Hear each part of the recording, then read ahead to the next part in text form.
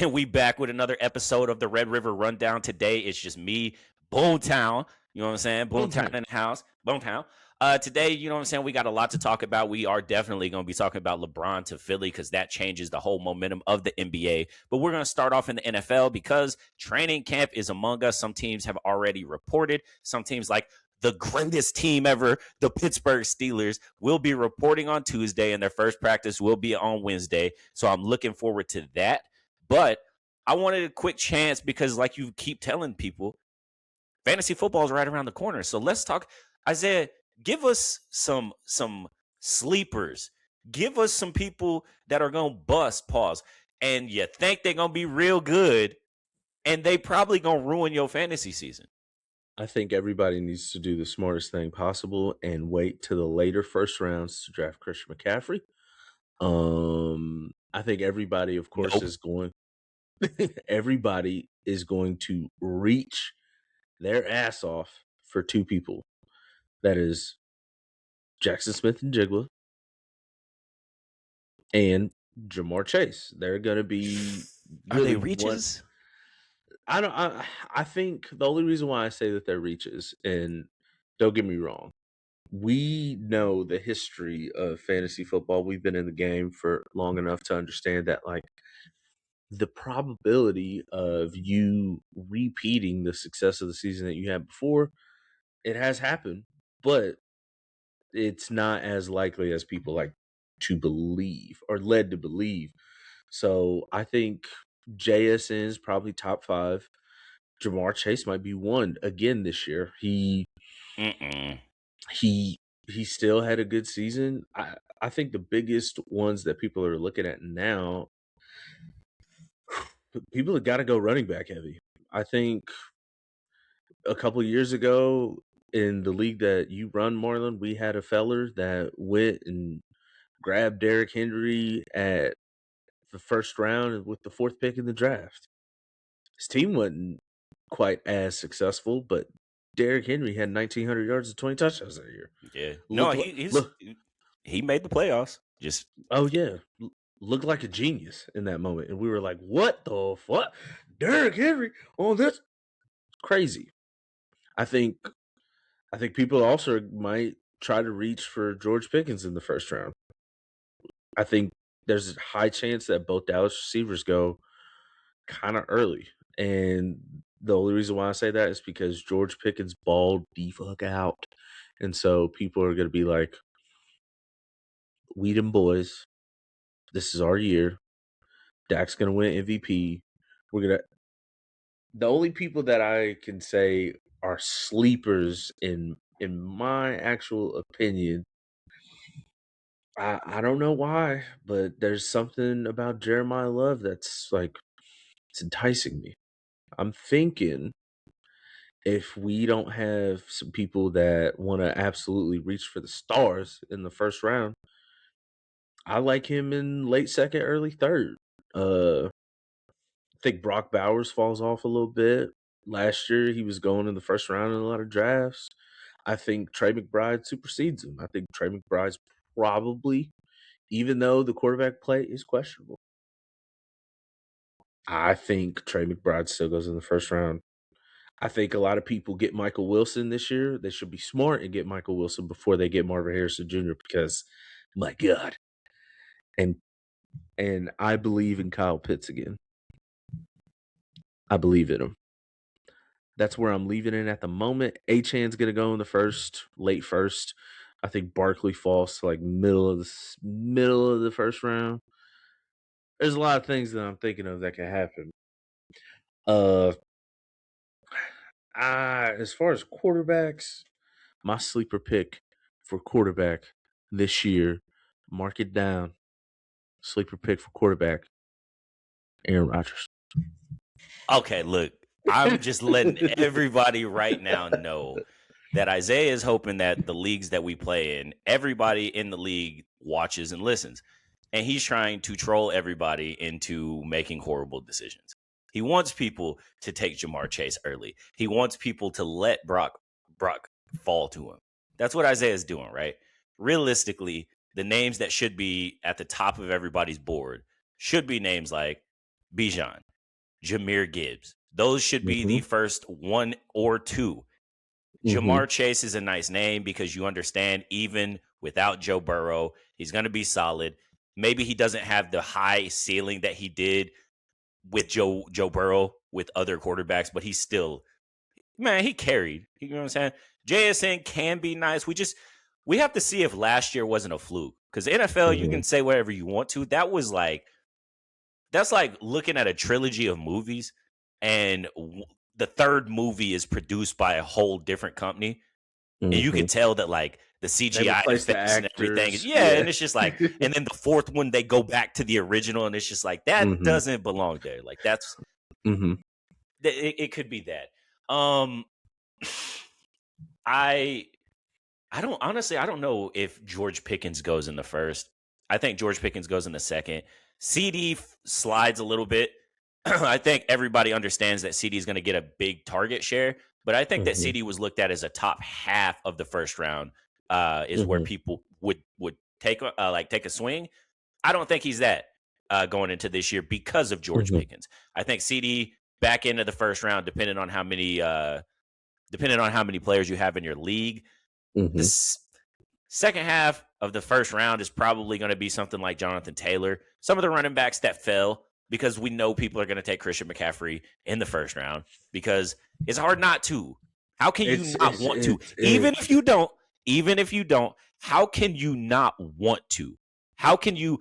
It's like prize picks every week. People try to talk about fantasy and Christian McCaffrey like it's you should have knew better. And it's like, yeah, well, bro, I don't see you hitting 5-leg parlays either. Yeah. So, God damn it. Yeah, like he's one of the few people in NFL history to have 1,000 receiving and rushing in the same season.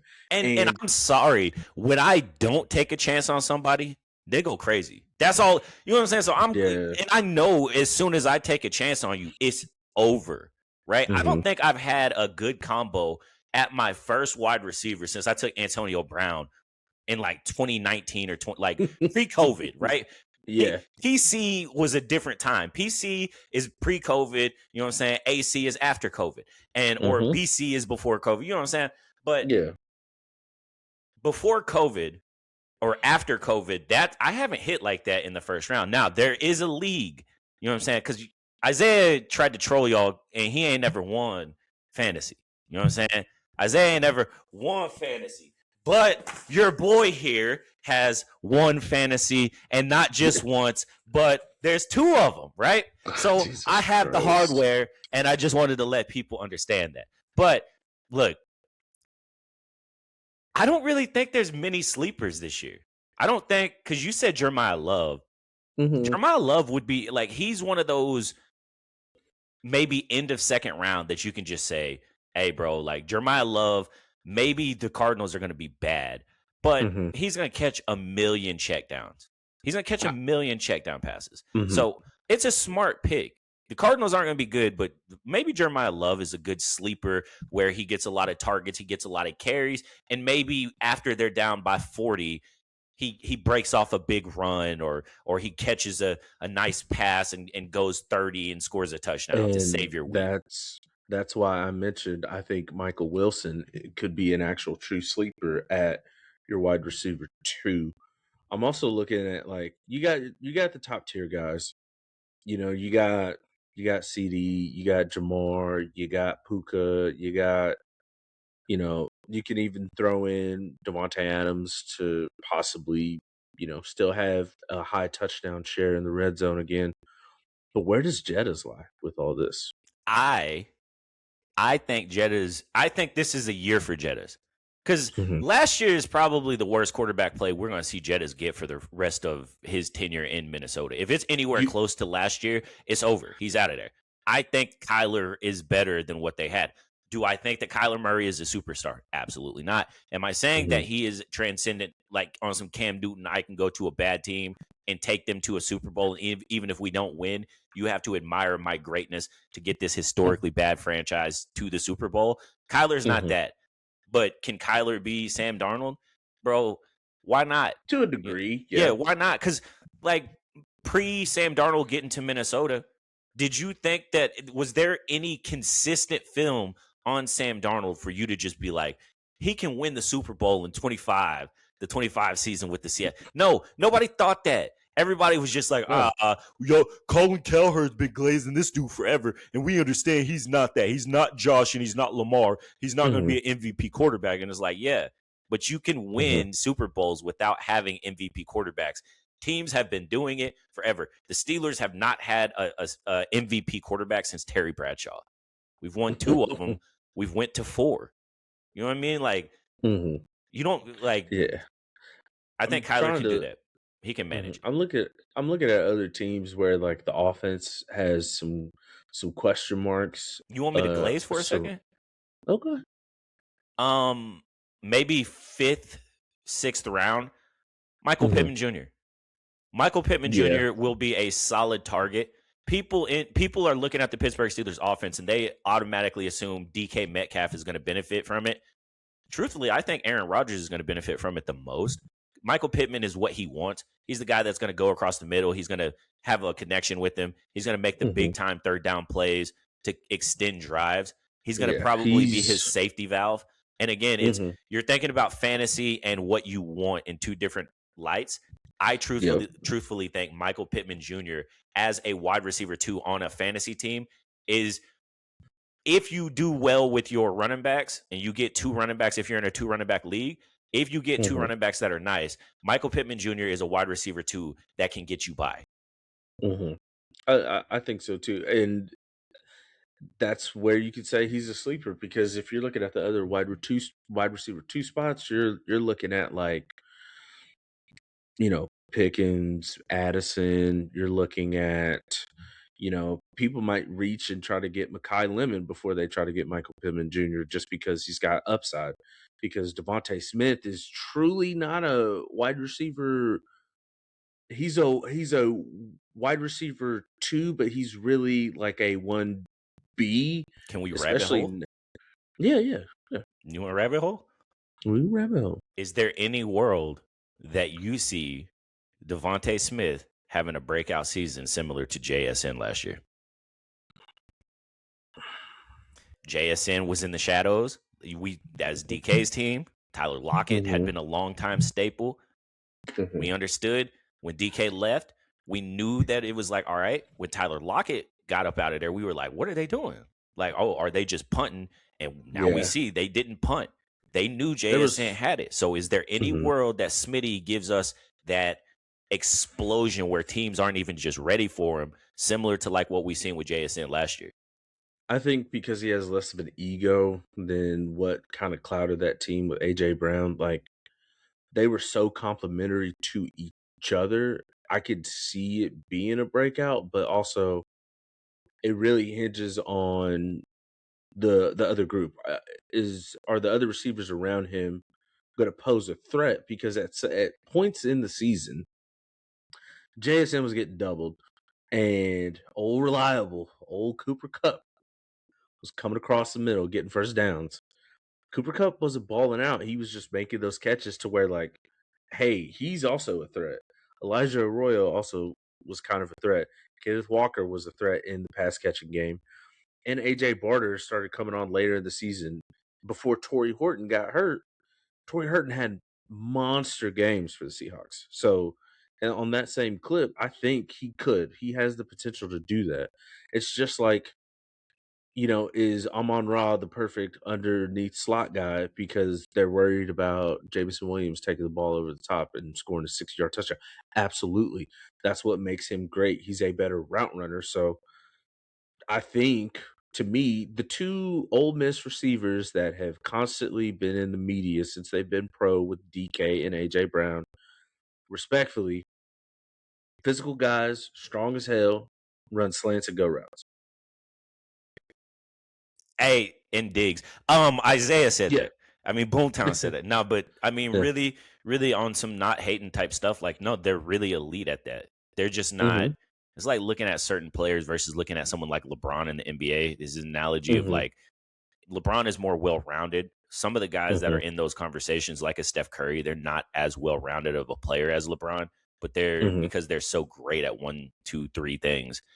They just kind of get really, there. So the biggest thing too is like any of these, highly touted, highly sought after rookie group of skill position players, like how are they going to fare learning an offense? Like, is Shuck really that dude? Is he going to give Jordan Tyson a true chance to look very good and complimentary to Olave? Olave can have a breakout season if he's not catching hospital balls. I'm And honestly, brother. Well, he's gonna get hospital balls. Like Tyler Shuck is still learning, yeah, and I at think 27 years old. Tyler Shuck, I think either if Tyler Shuck is going to be what people think that Tyler Shuck is going to be, it's going to be this year. I don't think we see Tyler Shuck be Tyler Shuck in 2 years from now. Is like Hmm. either you do it Yeah. this year or at least show it. Maybe he's a little bit more inconsistent this year, but it's still Hmm. there. So maybe so. But like, bro, did you ever, bro? Jackson Smith and Jigba last year. Hmm. Devontae Smith this year. That's Are you if you calling it? Are you calling it? that's a sleeper to me. That's a sleeper Hmm. in fantasy. Everything in my eyes lines up for Smitty to go crazy, especially in a fantasy team where if you want to go running back heavy early, maybe you want to Hmm. catch a Josh Allen in the third if you can, or a Jalen Hurts in the third if you can. Right? Maybe some Hmm. people take him a little bit early. I think Smitty could be a good wide receiver one that people are sleeping on because Hmm. everything lines up. You have an offense that needs to get out to a hot start with the quarterback that needs to start fast for his confidence to lead him down the stretch after losing wide receiver one and after coming Hmm. out of it.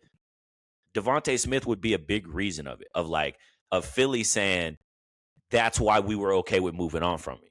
Yeah. Because realistically, And like, why drafting would Makai you? Lemon. Right. Yeah. Yeah, but like maybe you draft Makai Lemon because you just want somebody to be in that Smitty role. You need Hmm. him for that Smitty Exactly. role. And now Yeah. Smitty is because he's asked to do more. Do you think teams at the beginning of the season are gonna roll coverage to Smitty the same way they were AJ? No. And so if he's that, bro, like expect big time plays early in the season.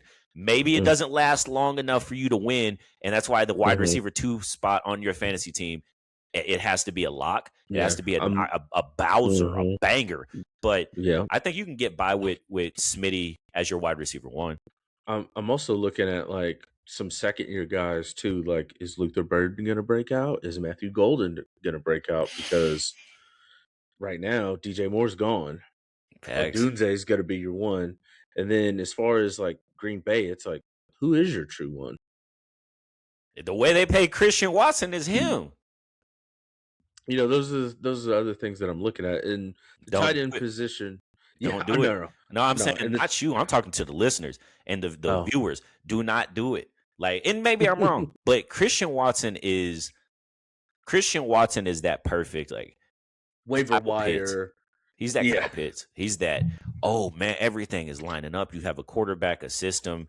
You know what I'm saying? You're an athlete. We understand that things just haven't been going your way. And then you're hmm 4 years into it and you're like, bro, I've drafted him 4 years and he's ruined my and season and all he's four got me. years. He either gets hurt or gives me 4 points. And Yeah. let's definitely go to this because you brought it up and I was just gonna go over it. Hmm. Are you realistically believing in Kyle Pitts this year? Truthfully, are you believing in Kyle Pitts? And if I so, have why? I have no choice, and the reason that I'm going to say this is because right now with that offense, they weren't calling plays for him, right? Under the old system that they were running with Zach Robinson came from Oklahoma State. Who was his tight end at Oklahoma State? Was it You Tracy Moore? I ain't gonna lie, you way too far in the vault. Pause. Was it was it Um, was it Pettigrew? My point being in that, right? His OC was Dana Holgerson, right? So those plays were called. Zach Robinson loved to throw the ball to his receivers, and then that's where the offense kind of translated into the Blackmans and the Des Bryants and those people taking the ball over the top. With that offense, having Bijan, there's two things that they want to do: get Bijan as many touches as they can, and make these quarterbacks throw intermediate routes. Who is perfect for that? Call plays for Kyle Pitts to get him the ball because he's too physical of a receiver. He's too fast. And over the past couple of years, you got to think the last decent, I'm going to say decent, no disrespect to Kirko Chains, but the last decent quarterback that they had, who is going to be a Hall of Famer, was Matt Ryan. His rookie year with Matt Ryan had 1,000 yards. Right? Even with Kirko, there was moments where what Kirko likes to throw the ball short to the tight end, right? And yes, TJ Hawkinson was a Pro Bowler, but the offense didn't mesh with how Kirko played. So I think there was times where like they couldn't get on the same page as far as coverages go for Kyle Pitts. This year, you got Tua, who's probably going to start. Tua made Jonnu Smith ball the fuck out. I think Tua likes throwing the ball short. Even when Darren Waller was in last year, Darren Waller was balling out until he got hurt. There's flashes of like, utilize this guy. He's a physical receiver. Kyle Pitts is a wide receiver playing tight end. He's just huge. Use that, take advantage of that, run play action, throw him the ball on a damn screen and let him go. Like, this is his 6th year in the league. He signed an extension. He's not making top tier tight end money. So it's not an experiment anymore. It's just utilizing him in the right way. And I feel like he really hasn't been. You just talked me out of believing in him. Just like that. That's what's up. That's what I'm trying to do. Okay. First off, the reason that I did believe in Kyle Pitts going into this offseason is because they just paid him, and just easy version of what you said, Stefanski. You've seen tight end production with Stefanski in fantasy. It's always there, and you understand they're going to run the ball, they're going to throw the ball off play action. That's what Stefanski likes, and honestly, if I think that the Falcons can replicate some of those Browns teams that had success with running the ball with Nick Chubb. I think maybe Tua can give Kevin Stefanski's offense what he was asking of Baker for that. Maybe that's a perfect marriage, and Atlanta looks good this year. I just never going to believe in them because they've always proved me wrong. And the same thing with Kyle Pitts. Kyle Pitts, to me, he's had every excuse in his favor of why he should break out, why this should be his best year.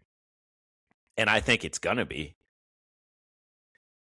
But I'm like, everything that you just said, the whole time I'm thinking, Jamie, I'm your conscience.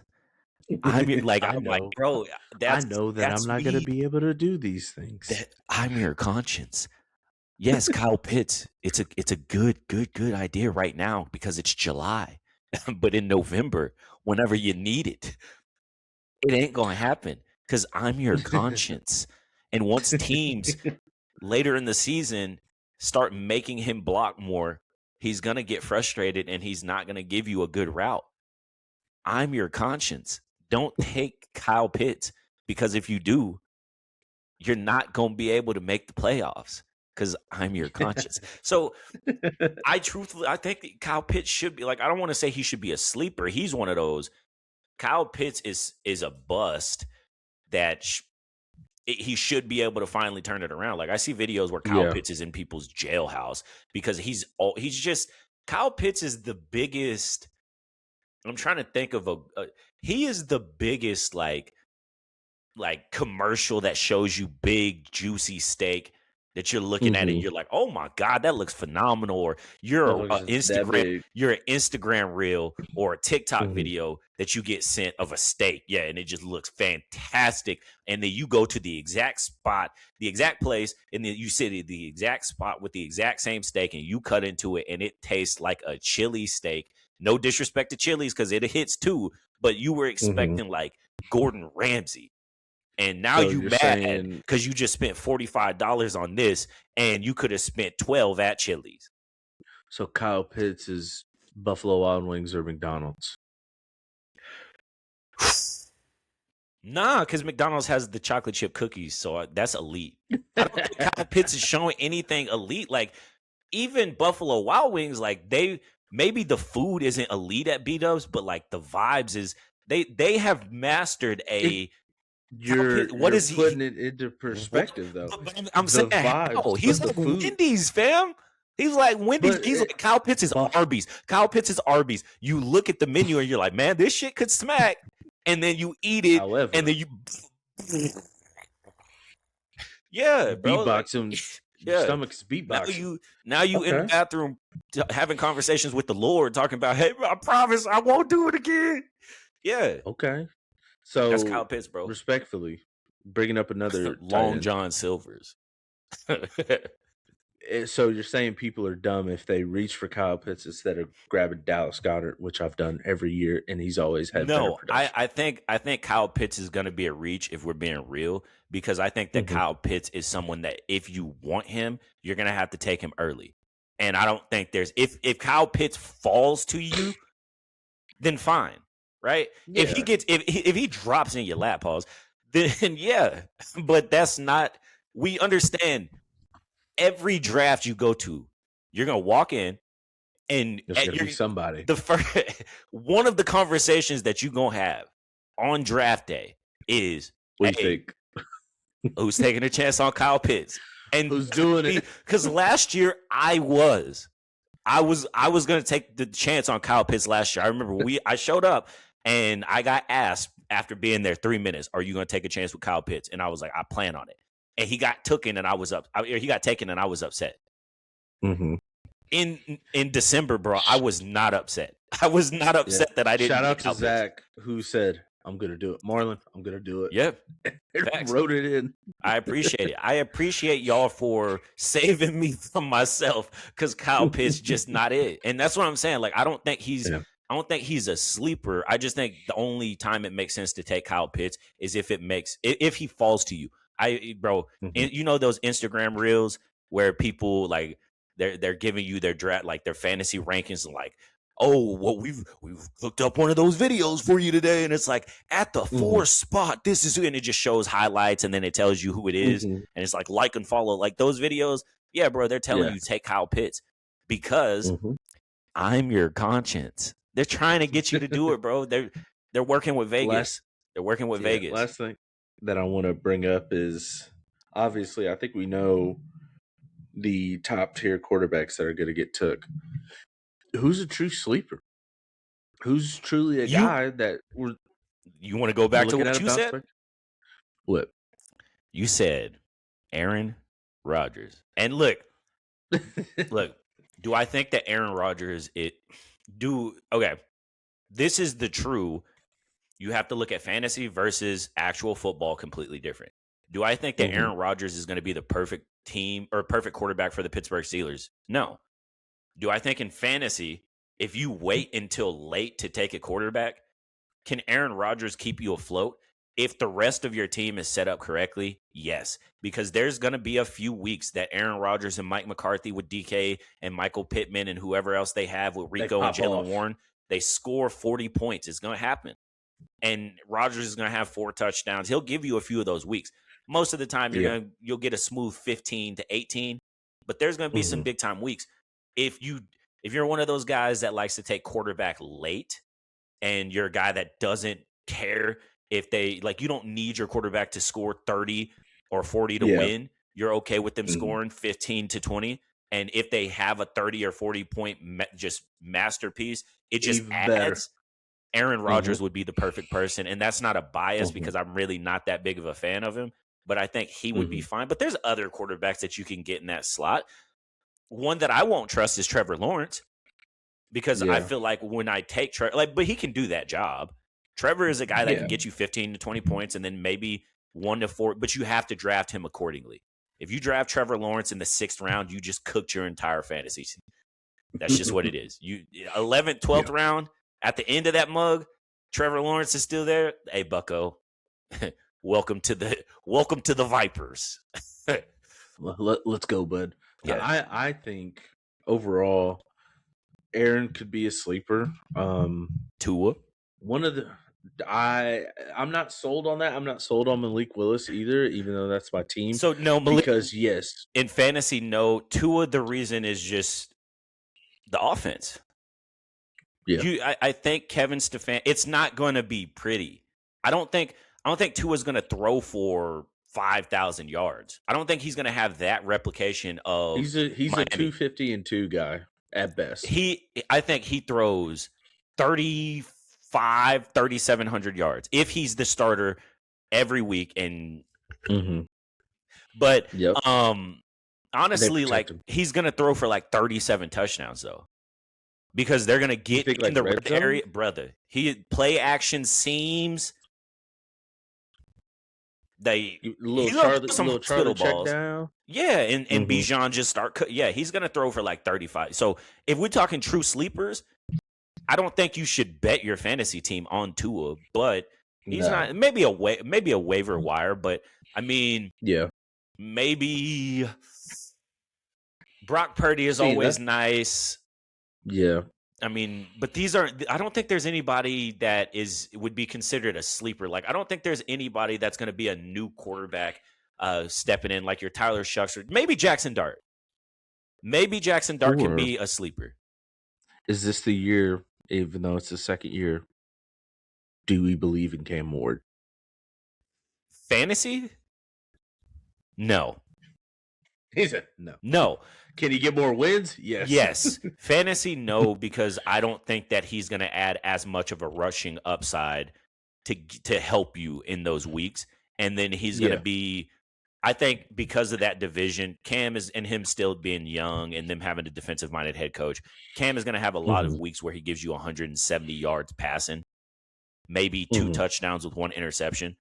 So maybe if Cam is there late, you do. But again, more likely you get Aaron Rodgers and he does the exact same thing. Yeah. It's more so on like who's going to be serviceable. And is Kirko going to cook in Vegas, baby? He said he's going to start the season off cooking, but for you to get hot down the stretch, Kirko is not, because he might be on the bench. So build your strategies according, because if you take a risk on Kirko being your longtime quarterback and you start getting to fantasy playoffs, Kirko going to be on the bench and they're going to be looking at Fernando. Yeah. Is there anybody that you would take? This is a throw out. Is there anybody on the Denver Broncos offense that you take in the first 3 rounds? Who's their running back? JK still there, RJ Harvey, and I think Jaleel McLaughlin. That's their rotation at running back. No, because JK would be probably the one that I would want to take, and I'm getting him in the 6. Ain't nobody taking him with them knees. That boy got booby miles. I'm looking at brisket. Jalen Waddle's there. I think Jalen Waddle is. I'm not taking him in the top 3. I'm not, respectfully. Not because I don't think Jalen Waddle is good. It's just that's a full wide receiver room. Yeah, I'm looking at their team, and I'm also looking like if we're breaking it, I don't want us to get into the rabbit hole of breaking down every team, but it's like when I'm looking at certain offenses, like same thing goes for Houston. First 3 rounds, you taking anybody. Nico's the one person that third needs round to wide be receiver, second to third. You know, other offenses, like people are going to reach for Bowers and Genty for Vegas, regardless. The Rams, Puka, probably Devontae. You might get Kyron in the 3rd. You know, in Seattle's the one thing, like it's a lock for JSN, and then really you're looking at that team and going, what else could be there? The only other person. The only other player that I would take is probably Sam. And again, that's if I want a quarterback super late. In the 6th round, Charbonnet has a lot of upside. But is Charbonnet a guy that you get in the 3rd round? Because we're not talking the first 2 rounds. 10-team leagues, they're 10-team league, not going to go for 10-team league, Charbonnet probably could. At the end of the season. Right now, you're not saying Charbonnet would be that guy. In a 10-team league, No, let me take that back. In a 12-team league, Charbonnet is a player that you could like. You He could get in is. the third. He gives you. I mean, he's gonna give you. If you were someone who believed in Kenneth Walker the third in fantasy, Charbonnet gives you what he gave you plus some because he. I don't know his top end, bro. I Yeah, had him in yeah. fantasy. He's He's scoring touchdowns. Like yes. Kenneth Walker was very capable of explosive plays. Hmm. Charbonnet is very capable of explosive plays turning into touchdowns. So Hmm. Charbonnet is someone that in a Yeah, bigger league where talent is getting taken early, that in the end of the yeah. third, maybe middle of the third, Especially you running need a back position. you Yeah, need a running back because you went wide receiver because heavy. Zach yeah, Charbonnet. if you're looking at starting running backs in the third round, he should be your guy in a 12-team league. Just If because you start looking at your top end running backs, and then you're looking at your second tier guys at that point, and your second tier guys, he's got to be in that conversation. He's got to be in that mix. Um, along with Kenneth Walker, I think he could do some decent things in Kansas City. Overall, that's what I'm. I guess it's a perfect question of team to team, player to player. If you're in fantasy, who are you getting in the first three, or what teams have actual top three draft pick type of guys? Because it's you start getting into the weeds of it It's yeah, in that regard. it's spread out. I mean, it's just hard to look at it that honestly, if you want me to be completely honest, I'm looking at Mhm. teams that are going to get their asses kicked. Like in my first two to I mean, that's three, not well, bad. my first 2 to 3 teams or 2 to 3 picks are players that I'm like, I don't care what type of team you're on. I don't care if you're on a good team. I don't care if you're on a bad team because I know you're going to get your numbers. Justin Yep. Jefferson kind of late in the first round, he hits that too. So just watch out. Hmm. But after like round 4, I'm looking at this like which teams do I think are going to be bad and who are some players that I think are because if you're getting absolutely mini meat every week, Hmm. RIP. If you're getting mini meat every week, players are getting 75 targets. And I'm all for that. Like, I Yes. don't care if you're like, if those are empty calories. I'm trying to make the bag Yeah. In respectfully. PPR, in a Yeah. PPR league, Yeah. So that's what I I look want for. I want Give I want me, my late round guys to have 6 to 7 catches. I keep it a bean with you, bro. It's going to be hard in that to have that conversation of like like McBride. I think McBride is very Hmm. talented. I think McBride is a guy that can he go to a high end offense and be what he is in Arizona? I don't know because I've No, watched Arizona just get crushed. for the love of God, they had to throw him the ball because they were scared to throw it anywhere else. The last thing I'll mention about fantasy: what round is somebody taking a player from the New York Jets? It depends. People right now are watching real close at Malik Neighbors' medicals. Malik Neighbors would Oh, for be. the Jets? Oh, you said for the Jets. I Yeah, thought yeah, I the Jets, went not the straight to the Giants. Giants. Yeah, It's horrible. It's easy to no, do that, but the Jets, Garrett Wilson, second. second or third. Mhm. Yeah, Yeah, and it depends too Brees because Hall re-signed too, maybe which Brees is Hall, very those two. strange. Yeah. I think their offense will be better this coming. It has to. They were Hmm. horrible, but they got Yeah, Geno yeah. back. I think Geno at this point of his career is able to run an offense in the NFL. Now, again, is he going to throw interceptions that are going to lose the Jets game? Also true. 1,000%. Yes. But thousand fantasy wise, percent. he's going to be good enough to be able to spread the ball around. So I look at it that way. Like, can Geno get Hmm. Garrett Wilson enough targets so that Garrett Wilson can do what Garrett Wilson does? Can Garrett Wilson be getting beat by 30 and get 17 targets and score 2 touchdowns? Yep. Same thing with Brees Hall. Hmm. So I Yep. think you can talk yourself into it, but you got to be a real sicko. Isaiah, top Yeah. 100 players in the NFL. We're Hmm. at have they gotten to what 50? I think they're right at Yeah, 50 at the Caleb Williams was moment. 51. Okay. Yeah, so Perfect. we've had 50 players released, revealed, whatever you want to call it. What do you think? Because I haven't paid attention to it a lot. You mentioned it. who are some Mhm. players that have been overlooked? Who are some of the players in the top 100 that don't belong there? Who are some of the players that do, or who are some players that didn't get put on the list that you think should have been put on the list?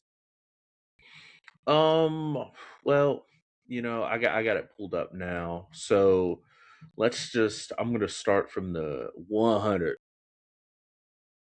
And they pretty much have the stats lined up of these guys. So I think I think Creed Humphrey kind of got the shit end of the stick, respectfully. Being a first team All Pro guy, being the model of consistency with that offense, playing that position the way that he plays it, playing it on the team that was not as successful this year, where he was ranked the year prior, I believe this is correct, is he was ranked at 95th last year. So I'm looking at that like, so he dropped. No, he was ranked at 93rd, so he dropped a spot. I think that's kind of the players kind of selling on him, especially for what he means to that organization. Being a long term center, being a guy like that, when we've seen other centers that have been ranked a lot higher, like if we're looking at Jason Kelsey for the years that he was in the league and what he meant to that team and that success of that team, Creed Humphrey has more rings than him, and he's younger, and he was first team All Pro again, and he allowed one sack on the entire season, and he allowed 8 pressures at that position, dealing with nose guards. You got to think at one point in time, Creed Humphrey was having to block Miles Garrett on a double team. He was having to block Aaron Donald, Byron Murphy. He's going against top tier competition most of the time. Maybe not necessarily in his division, but at the same time, in that division, Zach Allen, who is the D tackle for the Denver Broncos, is ranked higher than him. Kyron Williams, I feel, is about where he needs to be because we're going on overall position. Um, and then where we've reached it so far, the absolute fall from grace is got to be Lamar Jackson. That was out of left field. That boy got ranked 69th, nice, in the entire league. I Coming off of potentially having his third MVP season, they just had to give it to Josh Allen. I think truthfully, so I agree. Everything that you said, though, I agree with what you're Mm-hmm. saying about Creed. I know people are pissed off about the Lamar thing. I know people are going to be watching and calling me Yeah. a certain kind of animal because I'm not just glazing Lamar Jackson. But what I will say is like people get caught up in people's resume whenever they're doing this. This is this is top 100 players of 2025. Last year. So it Last year. has nothing Yes. to do with 24 or anything past that. Mm-hmm. It is what did you do last year? And Mm-hmm. for Creed, is Creed going to be looked at as the best center in the league? Absolutely. Was he the best center in the league Mm-hmm. last year? No. I know his numbers are very good for centers. You're not going to allow a Mm-hmm. ton of pressures or sacks from the center position, anyways, because not a lot of Mm-hmm. teams are throwing a traditional nose anymore because they're running more diamond nickel. Mm-hmm. So, and I get it. I'm just saying I understand why he's lower. But again, that's also why I think Kansas City is going to be better this year because there's a lot of bulletin board Mm-hmm. material. And that's also Yep. why I think Baltimore is going to be better because there's also a lot of bulletin board material. I just think the bulletin board material, especially with Lamar Jackson, makes sense. They weren't good. Yeah. Lamar last year wasn't that good. He was good in moments, but I mean, you can look Mm-hmm. at the biggest 2 games that they had of the career, or the biggest 2 games that Lamar had of the season last year were to win the division against the Steelers Mm-hmm. and to win the division. Like they wouldn't have even been in that position if they would have just beat the damn Bengals, who had just gotten Joe Burrow Yeah. back, and they lost. Yep. And then you lost to the Mm-hmm. Steelers with the game on the line, and you played Mm-hmm. bad. I think they got swept by the Steelers last year, bro. Like, They did. like y'all were. He threw bad interceptions. He turned the ball over. Like it should have never came down. Like people. The reason that I'm so shocked that people are shocked that Lamar is where he was is like people can openly say that they think that the Pittsburgh Steelers last year were a joke of a team. Like, y'all got that grandpa out there, whoop-de-woo. And they swept the Ravens, the Lamar Jackson-led Ravens. That should tell you everything that you need to know. Now, one thing that I just, while you were talking to me looking at it, what I don't agree with is I don't agree that Travis Kelce should have been above Creed Humphrey. No. I don't think that I don't agree Baker with should that. have been above Creed Humphrey. Yeah. And I also, on that team, I also don't think that Fred Warner should have made the list and been ranked that high. Yeah. Granted, he lost his season due to injury. Fred Warner, based on these numbers, I don't remember the exact amount, but Fred Warner might have played in 6 games. Facts. Yeah. Fred Warner is a all-pro generational type of linebacker for what he's done in that position with San Fran and his impact on a game. I don't like players getting ranked if they lose over half of their season to injury, because this is for the entire season. This is players ranking each other throughout the entire season. Is he a great person in the community? Is he a great player? Absolutely. But this man ruptured his Achilles or tore his ACL. I can't remember what. Either way, lost his season. You know, I don't like before pushing it over and going NBA, I did want to point this out as well when looking at the list. Mm-hmm. The list just proves to me that I get it, bro. Like, I see Bo Nix at 59. I see Jalen Hurts at 56. And I see old Caleb Williams at 51. NFL players voted.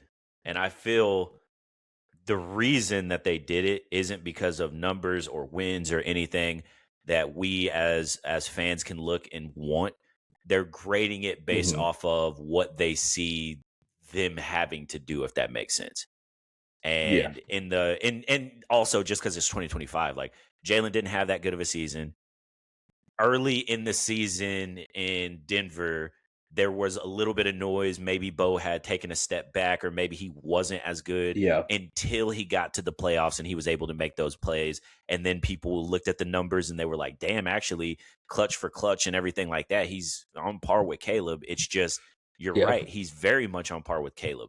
He just has a bigger kitchen to cook because it's Denver versus Chicago. But I vibe with it. I also looked I seen was Jaden, because I think Drake May is going to be very high on this list, obviously, as he should, as he finished number 2 in the MVP race.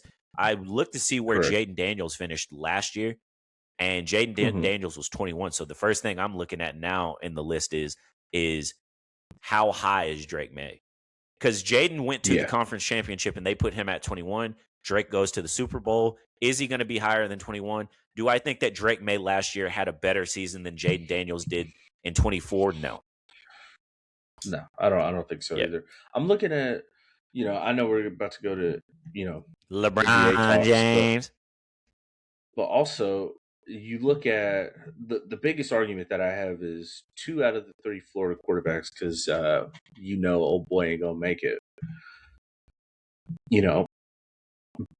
Did Trevor Lawrence outplay Baker in the back half of the season to get ranked above him? Did he not get ranked above him? He did. Yeah. Do I think so? Yes. Yes. Yeah. Which is why people have to realize that season by season, if we're looking at who's a better quarterback between those two, let's just, for argument's sake, let's just throw it out there. Who's the better quarterback? Trevor Lawrence. No, I'm saying like overall. Oh, who's the better quarterback of who? Baker and Trevor. Are in 2025 or in like throughout their careers? I'm going overall. Trevor. Throughout their careers. Ooh. I'm going Trevor just because Baker. You done pissed some people off, brother. Okay. You done. Like, they both went to bad spots, but I think Baker's bad spot was they picked it up and brought him weapons. You can say egos and all this other shit, but like Baker went to a spot that had a good offensive line with a run game with Odell Beckham and Jarvis Landry, who had been successful, and they had Myles Garrett, they had some guys on defense. Like they weren't mud, right? Jacksonville was mud. And Trevor has kept them as consistent as Jacksonville has been throughout the entirety of Jacksonville even having a franchise. So truthfully, like, I think that's just, you know what I'm saying? Like, and it is what it is. Like, I think Trevor hasn't had as high end of weapons. I think Trevor has dealt with just as much of the turmoil. I think it's all, like, everything that Baker has dealt with, I think Trevor has too. And I've just seen Trevor's like when Baker won that playoff game for Cleveland, the Steelers were horrible, and it wasn't like Baker did shit anyways. The first snap of the game went over Ben's head, and they scored a touchdown. It's 7-0, and your offense hasn't touched the dang field. So Trevor Lawrence was getting clapped at halftime and led a comeback. He actually was the reason for the playoff win, and he took the Bills to the limit last year. So that's with the bad, like, who's on his, he doesn't have Mike Evans. He doesn't have Chris Godwin. He doesn't have Emeka Ibuka. And it's like, who in Jacksonville are you looking at and being like, this is the reason that their offense is good? It's Trevor Lawrence, bro. I'm not looking at the Bucs and saying, hey, the Bucs are good because of Baker Mayfield. I think the Bucs are good because of the other reasons, and Baker has helped them be relevant again. But he's not the reason. They're running the ball. Their wide receiver unit is really good. Tampa has been looked at for a long time as a team that if a good quarterback goes there, they're going to be successful. Jameis was 30 tuds. He's dumbass just threw 30 interceptions. So, yeah, Trevor has had to get it out. It's the Caleb Williams versus Jalen Hurts.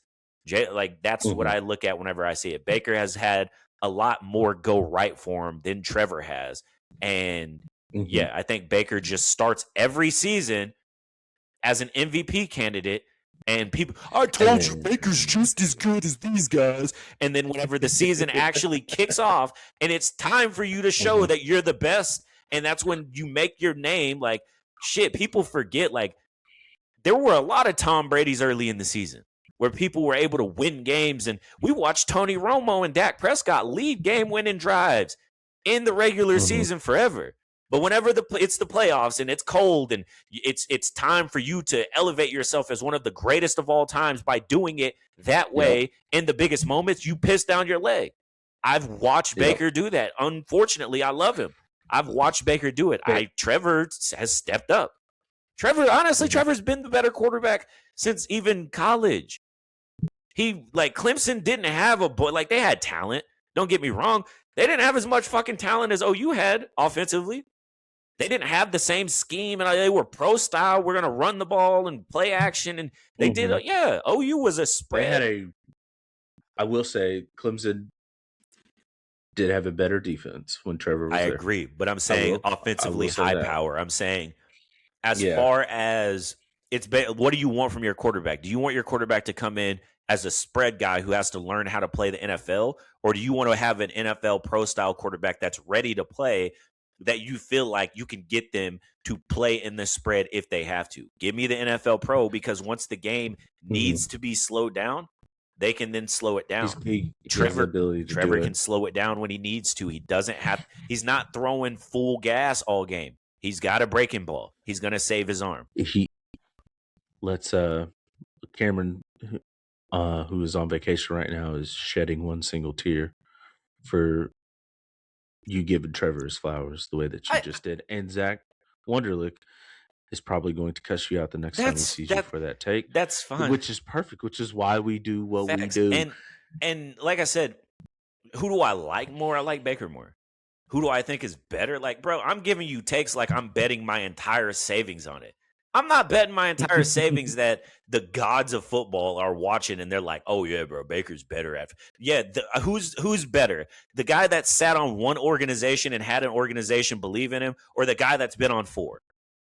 Let's wrap it up. Hey, LeBron James. LeBron James to Philadelphia. Isaiah, the news broke. He live tweeted it, bro. Live tweeted it. Technology.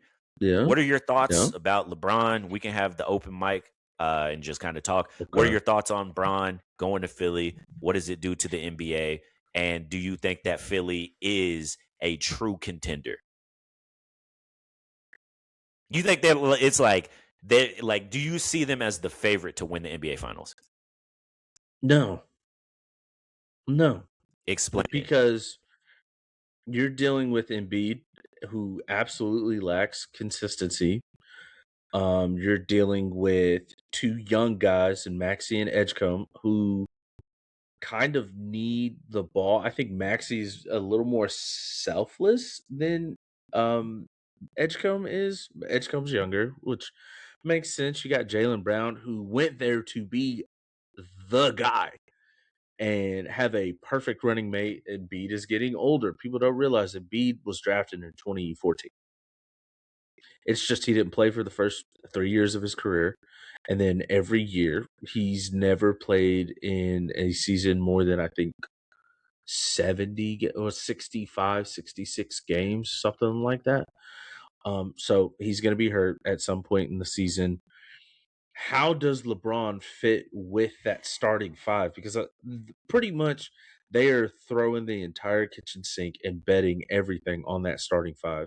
Their bench, Oubre left. He's a defensive guy that can snatch down rebounds. Drummond is not the same player, which I think he walked as well. So how good does your bench look, Philly? He signed for pennies on the dollar, essentially. So I'm trying to understand why he went to Philly. I don't know what he's wanting to gain out of A this. I title? don't think it makes him an honor. I don't think it happens. I mean that with there's a lot of parity in the NBA right now. They got two guys that play decent defense. Edgecombe because he's hungry and he can match up with the guard. And for argument's sake, Jalen Brown. Jalen Brown and Edgecombe right now look like the two best defenders. That's what I'm saying. The thing that helps teams win more often than not is when you got to give those guys a rest and your bench is at least able to keep the ship stable until your starting five comes back in. Who's on their bench? I mean, we have to let the rest of the offseason take his, you know what I'm saying? So I don't know just yet. Mm-hmm. I think we will see because I know they signed KCP right before we started, but there's going to be a lot of guys hit the buyout market that'll go to Philly and take less just to try to win a ring this year because they see the capability. I think that's it. I think Philly is they're a win now. Like they have to win right now. But I think they went to I think the selling point, and I think what Philadelphia's front office said is essentially, hey guys, we need to win this mug right now, right? But we also have things for going forward. So I think this is a way for them to push all their chips to the middle of the table and say, we want to win a championship right this second. And if we don't, we still have assets. We didn't give up first rounders. We didn't give up anything like that. So we can keep these assets and push it to everything in to try to put a team to win this year with LeBron, because we also know Embiid is probably, his body's not going to hold up. So he's on his last couple years, if that. Yeah. Let's push it to the limit one more time, and let's see if we can work, and then we can still build for the future. That's it, right? That's how it makes sense. From LeBron's aspect, which team that actually wanted to sign him gave him the best chance to compete for a championship? Philly. San Antonio. Philly. I didn't think San Antonio didn't want him. Luke Cornett left a voice message to LeBron asking him to come play with him. That means something. That doesn't mean shit.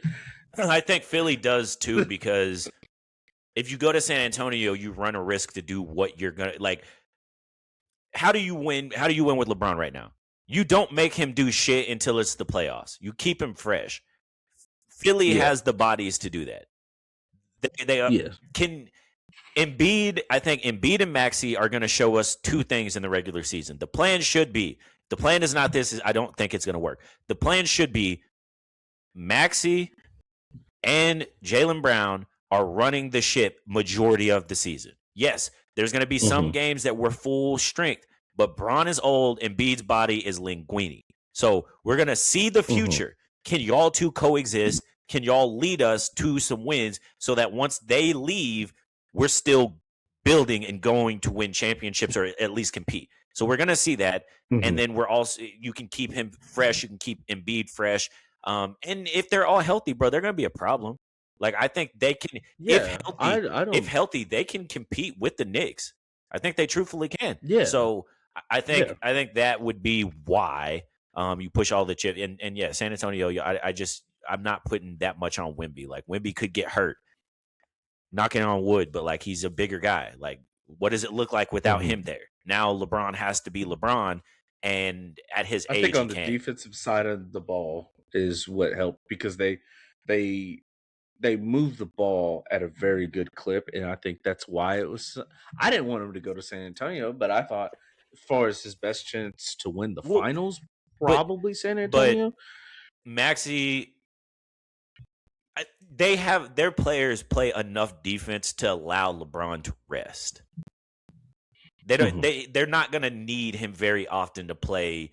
Just I'm gonna lock you up. He's gonna play very help side. They're gonna treat him the same way that the Warriors treated Steph, the same way that the Lakers are gonna treat Luka, the same way that Trae Young gets treated, the same way that Brunson gets treated, the same way that like they're able to do that. While maybe they're not gonna be the best defense in the league, they're not gonna be mutt, and that is that good enough? Because New York's defense was really good.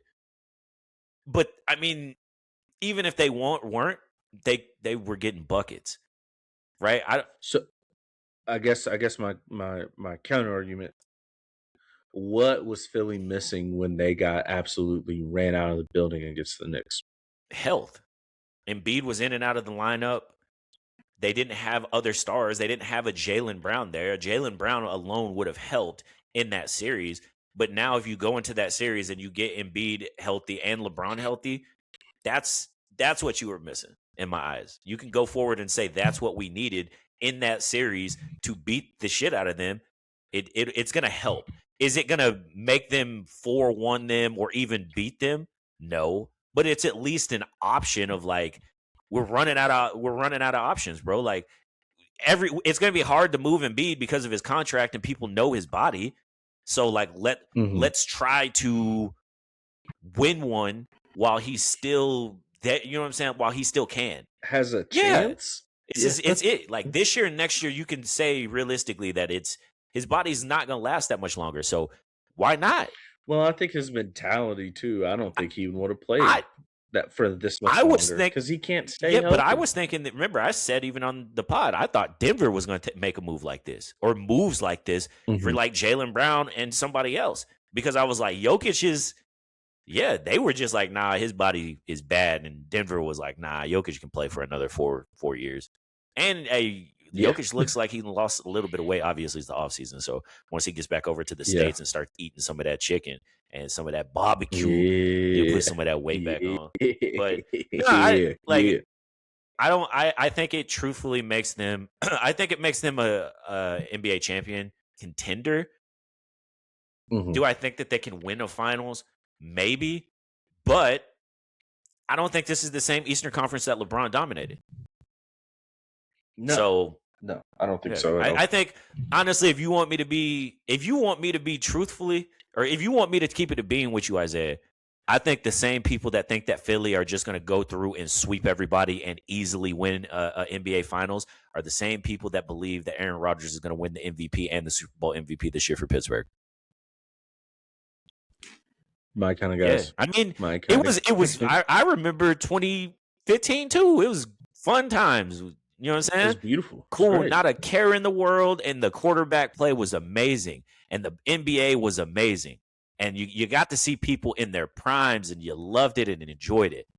Sometimes it ends, and you just got to turn the page and enjoy the rise to the whatever is the next version of next that thing. Yeah. Bro, could you imagine if when VCRs left and went to DVDs, if I was just like, no, I don't want DVD. What are you 4K Ultra streaming What do you mean? No, Shit I'm boycotting moves it. on, and every time something Yep. moves on, people think that there's no world where the NBA moves on without LeBron James. There's no world that the NFL moves on without Aaron Rodgers. And brother, you're just a DVD guy. Blu-ray is right around the corner, and Netflix is coming too. Sorry, Yep. that's evolution. Should have learned about it in school. Should have paid attention in school, you fucking bozo. Yeah. I give him a 4 seed. I'll go 4 or 3 seed in the East. Which East teams do you think are just better than them? New York? I'd argue New York. I think Boston's going to be right there again. Just not that That's why I high say on 3 Boston, or 4. bro. Well, I mean, shout out to Cole. I'm giving you your flowers. Boston has a thing up there No, with they're their fucking coach trash. and with that organization. Live right now, Cole, because I know you be listening on God. The Lakers sweeping Boston this year on God. There's nothing y'all are doing to us. You know what time it is. I promise you. You know what time it is. Truthfully, in your heart, you know that Boston has nothing for the Lakers this year. Even though the Lakers roster ain't done and they still might get Kuminga, they still might be able to sign and trade to get Peyton Watson from Denver and add another guy that can play defense and shoot that thing. Brother, y'all losing Jaylen Brown, like we're finna fry y'all. We're fixing to cook y'all. There's nothing that y'all can do. We're fixing to take, all them the last 5 years of me accepting them bets, knowing that I was probably going to lose and have to bang out some push-ups, Cole, that shit's over with. It's over with. It's over with. It's over. Okay. I just, what, do you think that Boston got better in the offseason? By adding more picks for the future, yeah. I'm talking about this like coming year. This year? So do you have them over Philly? I don't. I think that Boston has something special with how that organization is ran that could get them more regular season wins, possibly. Absolutely. I would agree if they were a little bit younger. If Tatum was, Tatum is still, I could see a world where Tatum wins MVP because he's just absolutely frying because he has to and they do. Mm-hmm. That's the only route to that. And I don't see, again, there's only so many times that it's going to work. He can't so I don't expect Boston to be better than Philly. Who else in the East? Let me hold on 1 second. I got to remember. Atlanta, Washington. Are any of them teams just do Indy? Maybe Indiana. Toronto. I can see maybe Indy with Kawhi. Miami, maybe possibly? Miami, possibly. Yes. I think Toronto did get better by getting Kawhi, and just is a matter of if that goes through. Is all that investigation good? Yeah. If it is, I think they'll be okay. Over with, if it's over with, I think they'll be able to compete again. They run into the same thing to me that Philly does: is can you stay healthy? And I'm not believing in it, bro.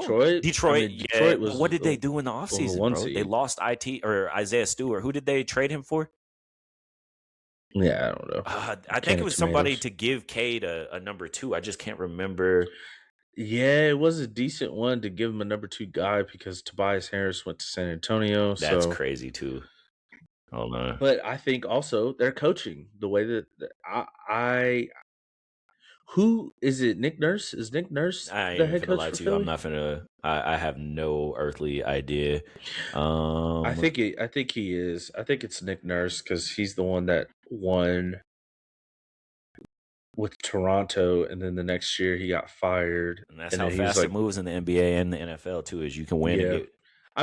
For argument's sake, that's why I said about a 3 or a 4 seed. I don't think that they're the 1 seed. They got Isaiah Joe, Kevin Werther, and let's see, John Collins. Yeah, John Collins is a good pick. It is, but again, I don't know if it. Maybe, yeah, I'll give you 4 seed. I don't know why it took me so long to just agree Which is a toss-up. They could be the 1 seed or they could be the 4 seed because I think in the East that it shifts a lot. It just depends because I think the league is so deep. I think team wise and what we've been watching, there's no team that's just so dominant that they just turn the switch on and they beat you regardless. There's no 90s Bulls, there's no 2000 Lakers, there's no Heatles, there's no Golden State Warriors in this era, right? So there's nobody that just outside, like when you play them, you're going to get smashed. Outside of that, you should be pretty safe, and some of the teams are just bad. You don't get too many Hornets. You don't get too many Bobcats. You get more teams that are really good and can just beat the hell out of you any given night. And because of that, I truthfully think that you need health. Like, you need youth. That's why I've been so for the Lakers going and getting younger, even if that means losing LeBron, because I understand Luka's probably going to need to miss some time, and so is AR, because it's a new NBA. These players aren't playing 82 games. So because of that, I need some players that help Austin win 8 out of 10 games instead of Austin having a worse roster because LeBron is eating up a lot of that contract, and then having him have to win without LeBron because he's out too. Or then LeBron, you know what I mean? Like, I would rather make it easy and the Lakers be able to have more pieces and things like that. And yeah, like, bro, I'm so excited for the Lakers. I promise you, Isaiah, like, if you want to convert right now, the Lakers are 2 pieces, bro. Get me a good backup center, third center to add to Kessler, Kevon Looney, and give me Kuminga or Watson, and I'm happy. How far would you guys realistically go? I will say to that question, I'm gonna give you. We're gonna find out how good Luka Doncic really is, because if Luka elevates and Luka is that generational talent, that this is a good roster. That's what I'll say. Is it Thunder with J-Dub and no, maybe it's not that high end, but is it Dallas getting hot in the playoffs? Yeah. Is it? Is it? I think that's what he wants, though, because if you look at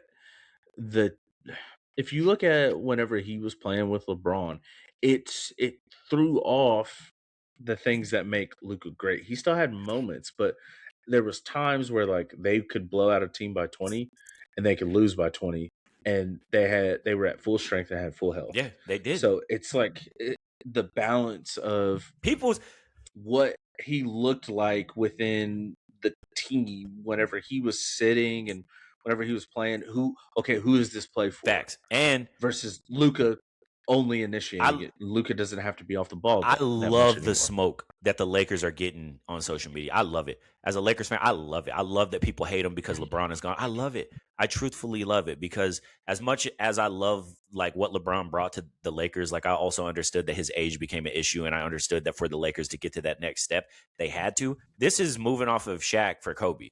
This is what this is. Like, it's a, hey man, I hope you go win a championship. Like, I hope you go to Miami with D Wade and win a championship with Jaylen Brown and Tyrese Maxey. But in a couple of years, I think they're there. I think they are good. I think they're continuing to build. Now, I think for the Lakers, they have to be good this year for it to work.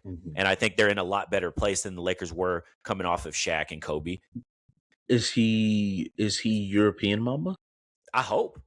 Is he cream? Or no? Hey, y'all need to put Robbie Avila in the rotation. Put him in the starting lineup. Milk Chamberlain, Kareem Abdul-Jabbar, every other nickname that this kid has. Put him in. He is good, bro. Like, maybe not come to the league NBA ready. I enjoy watching him on the G League. Summer League, he's hooping, hey, bro. bro. I enjoy watching him in the G League. But yeah, last takes on hold on, let me pull that up. That way we can finish out, and I gotta go to my nephew's shindig, but give me a second so I can pull it up. Also, while we're waiting, I appreciate everybody for the love. Appreciate y'all for liking, commenting, doing all that, giving us some stuff. You know what I'm saying? Especially on TikTok, YouTube, all the love in the world. But bold predictions, Isaiah. We'll start in the NFL. What's one team that misses the playoffs that made it last year, and one team that missed the playoffs last year that'll make it. Detroit Lions are going back to the playoffs. I'm just gonna agree with you right off the rip, so everyone gets mine out the way too. They're going back to the playoffs. Okay. And a team that made the playoffs last year is going to miss this year. Hold on. I'll go ahead and also add to it. I also think that the Ravens are a team that missed the playoffs last year, and they will also make it this year. Yes.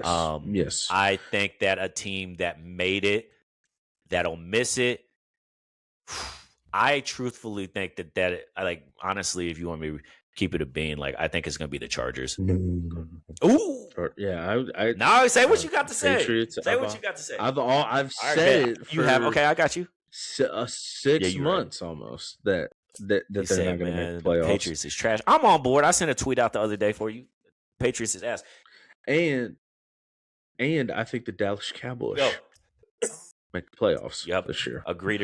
And then an NBA team that exceeds expectations. I think that the team that's going to exceed expectations.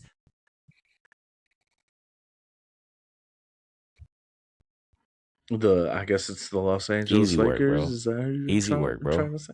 A team in the NBA that will exceed my expectations. Give me Washington. If they sign Anthony Davis, give me Washington.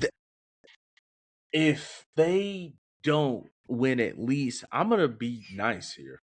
I'm gonna be extremely nice. 5 seed or y'all is a bust. My guy, if they don't win 40 games, blow up the franchise. Send it somewhere else. You've done too much. You've acquired too much talent. What are you doing? Just give us Antoine Jameson Wizards. Give us Gilbert Arenas. Give us John Wall. Like, give us a 4 seed and just get blown out in the first round. Give us young Swaggy P. Give us young Swaggy P. That's all I want from Washington. I that's what I'm saying. I think they can exceed the expectation because the expectation at this point is that they're one of those teams that they're just they're a flyover state, as Jason Aldean said. They're a belt to ass team. Give me a hot take. This is gonna be a hot take here. I think for some reason the Chicago Bulls exceed my expectations. Okay. I think they really have an opportunity to compete and at least be a play-in team. I agree with that. I think they can be a play-in team, but I think that's where the expectation should lie. They've been one of those teams that's been aight for the last couple of years, but also I think a team that expectations will be high and they'll fail again is probably Cleveland. I'm saying that before I don't even know the rest of the moves, and I just think with Spider and James Harden, that it's just you're selling on me. What if James goes back to Philly? I don't care. Honestly, he's not. I truthfully just don't care. Like I think that in the NBA and the NFL right now, and I just think that people are too afraid to look at what's happening in the market. Right? Like I think people are so stuck on wanting to go to Blockbuster that they're fighting a battle against streaming. And it's just like, why are you fighting this battle? Because it's already here. You just don't want to. You want to look around to go find a Blockbuster and spend a ton of money on gas to do it when you could just turn your TV on and it's right there. And so I think teams are tricked into James Harden's and because their name is so big and they're going to sell a lot of tickets and people don't understand that, they truthfully buy into it without understanding like, no, bro, the reason you're buying into it is because you watch this dude cook. But when you watched him cook and you look at the last date that you watched him be at the prime or the top, it was 6 years ago, bruh. It's like, yes, he can still be great for one night. He was great. He still has that potential. He was great 7 nights of the week before. Now it's if the moon is a quarter and it's 82 degrees exact at kickoff, he's good. But if it ain't that, it's over with. Like James Harden does that. I think LeBron does that. Rodgers does that. Russell Wilson was doing that before. Phillip Rivers, all these teams that get tricked into all of these older guys and not going younger when every time we see a new, like Isaiah, can you help me with this? Which dynasty has ever kicked off in what sport when a guy past his prime came? Came? Yeah. A dynasty team? Dynasty. Never. The closest, even in any sport that I can think of, is the NBA. Whenever Garnett, Ray Allen, and Paul Pierce teamed up, and maybe they weren't washed, but it was real easy to look at them and say, like, y'all aren't the prime. Garnett was not T Wolves scaring the Lakers in the playoffs. No. Kevin Garnett, he was still a great defender and a great version of Kevin Garnett. He wasn't Kevin Garnett in Minnesota, and they won one title. If you want a dynasty for your team, and your team is grabbing older guys, LeBron, like, they're not going to build a dynasty. I definitely, especially when they signed in 2007, the nucleus around them was young. So you had, hey, PG, we need you to pop off for one night. Hey, Ray, we need you to hit about 7 threes for a night. It was very balanced because Rondo was the perfect initiator. Big Baby was coming off the bench. Brandon Bass was hitting 15-foot middies. Like, yeah, and you're naming like Brandon Sean Bass Livingston wasn't clip, even there like, when they won. That's the oh dang, Perk was a starter, KG was a starter, Paul, Ray, Rondo was before Rondo was even Rondo. Like, that's people that, exactly. They Leon Poe, They had a balance. and Eddie House, and like those were the vets. They were the ones that were hitting big shots, but like most of those guys moved on after they won that one championship, and they didn't win again. That's why I'm like, because how you have to structure your books. When you bring in somebody old, you're paying them because of their name. They're going to help you sell tickets. So you're obviously going to give them that because they know that your sales are going to go through the roof, pay them their value. I always understand that. But these dynasties are not standing up with that. The Celtics, even though they were good from 08 until like, well, let's say like 11, it was only 3 years. I'm trying to be, if you're really trying to be good for 5 to 10 years to show the dominance of the Chiefs, the Patriots, the Bulls, the Lakers, those teams in sports, you're not doing that bringing somebody past his prime. You can bring somebody that just entered their prime, but you're not selling, not, your focal point can't be for a dynasty, a guy that's past. So like, I don't understand why people are like, why are people upset that Rob Pelinka moved on from LeBron James? Why are like NFL fans so worried that like, oh, well, you have to go with Aaron Rodgers or you have to start Kirk Cousins or you have because these guys are so. And it's like, yeah, but at one point, 10 years ago, yes, why are we waiting? Blu-ray is right there. Yeah, it's like we have it at the house, and you just don't want to use it. Why? Why are people so afraid? Isaiah, help me. Why? Here's the biggest thing that you threw out. Eventually, they stopped making VHSs. Everything has to evolve. You have to get younger with certain things. So it's just like at one point, we're victims of it too because it's the art of consumption. At one point, we were still buying CDs. Facts. And we don't do that no more. And we were, like you said, we bought into it. And that's why I try to point it out to other sports fans. Like you said, when CDs phased out, we would still go be different and go to a store that sold CDs, even though they stopped making CD like in cars. But we wanted them because that's what, and eventually we had to move over even if we didn't want to, because that's evolution. Because the accessibility and the accessibility of those things. Yes. diminished. So sports fans, like you said, at one point CDs were expensive, and to get a CD put in your car was very expensive for the times. Now, if you go, it's expensive for a totally different reason because they're not accessible. They're not everywhere. It costs so much to even find one. Yeah. It's the same thing. They're antiques. Their antiques are antiques because they're in antique stores. They used to be on every shelf. They're not. Bro, like, why is this? Why can nobody just look at it and just fuck Tom Brady? All you old motherfuckers that are able to win Super Bowls and championships, like, y'all just ruin franchises because they just can't get over it, and it pisses me off. But because you increased your value because you were still successful in your late 30s. And it's crazy. And it's crazy too. Like, I will be on here for another 30 minutes if I keep going, but I gotta go. Isaiah, leave these listeners with something. I'm glad that people were still able to tune in. We missed our running mate Cam. He's on vacation, but he will come back. Bro, Cameron Okay, big he will balling. come Cameron back. went to Singapore, and then he flew from Singapore, and then now he's going to the Virgin Islands. He balling. If y'all didn't know, Whatever, man. Whatever. Yeah, whatever. Yeah. So what? Anyway, we missed our running mate. I'm happy that he's on a little vacation with the fam. Shout outs to him. Maybe he'll actually get a little tan because we all know that that skin is pale. Um, brother. glad everybody tuned in. We're just gonna keep doing this, man. We keep getting closer and closer to August, which means closer and closer to more Oh, NFL it talk. starts. So It stay starts, with brother. us. Training camp. Steelers report on Tuesday, and their first practice is Wednesday. I can't wait. So we getting active. UFC was a bit of a sleeper this week, though. But don't worry, we'll be back. The motherfuckers Okay, is snores fest. we I've been looking here. at the cards. I appreciate everybody for listening, but we out this mug. Oh, Oh, go ahead. one last thing. Shout out to Oklahoma City doing an incredibly good job with their card. I just wanted to point Shout that out out, real quick. Dana, you should have next time. Dana, Come next back. time you went, okay, say, golly. Now he gonna hear that accent and be like, "Nah, I'm good." Dana, next time you went, OKC, bro, hit us up. We'll come through. You know what I'm saying? We'll give you some publicity if you win the city. Tap in.